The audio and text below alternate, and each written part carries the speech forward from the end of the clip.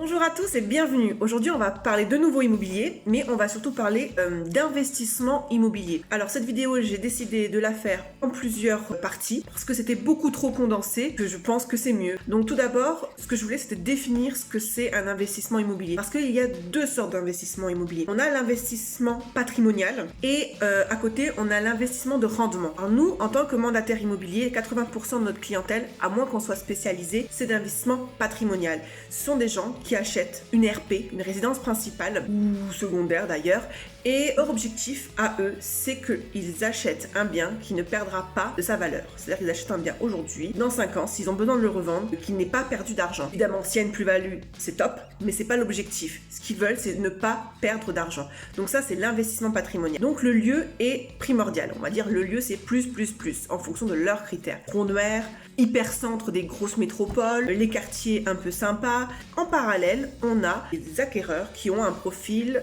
d'investisseurs en quête de rentabilité.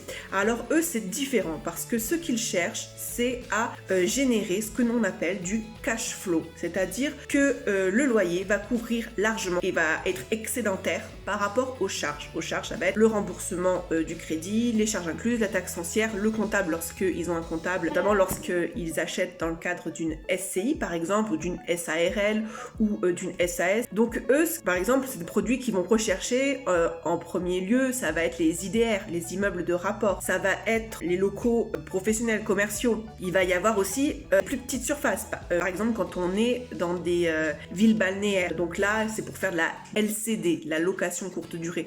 Ils vont chercher peut-être des logements proches des facultés, grands, pour pouvoir faire de la colocation.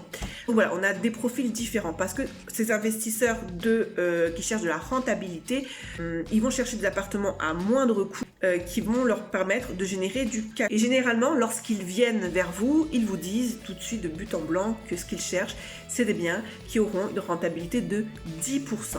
Souvent d'ailleurs c'est 10% net. Donc vous voyez, on n'est pas du tout dans la même recherche. Je ferai une vidéo ultérieurement sur les calculs de rentabilité. Donc vous voyez, on a des profils différents. Quoi qu'il advienne, un foyer qui vient vers vous en vous disant je cherche une maison parce qu'on a eu un enfant supplémentaire, il nous faut une 3e chambre, même s'ils n'ont pas conscience, ce sont des investisseurs, mais ils cherchent du patrimonial. Donc ils cherchent le coup de cœur. Or, les investisseurs qui cherchent du rendement, pas un coup de cœur parce qu'ils savent très bien qu'ils ne vont pas se projeter dans ce bien, mais ce qu'ils cherchent, c'est acheter un bien dont la mensualité, parce que généralement ces investisseurs font du financement à 110%, c'est-à-dire qu'ils n'injectent aucun argent dedans, il faut que la banque finance la totalité jusqu'au meuble. Et donc il faut que ces charges soient inférieures au montant du loyer. Donc pour multiplier, ils vont après faire des choix. La LCD, comme je vous l'ai dit, la colocation. Donc voilà pour aujourd'hui en ce qui concerne l'investissement immobilier et la différence entre de l'investissement patrimonial qu'on retrouve 80% de notre temps et l'investissement de rendement plus que 20%.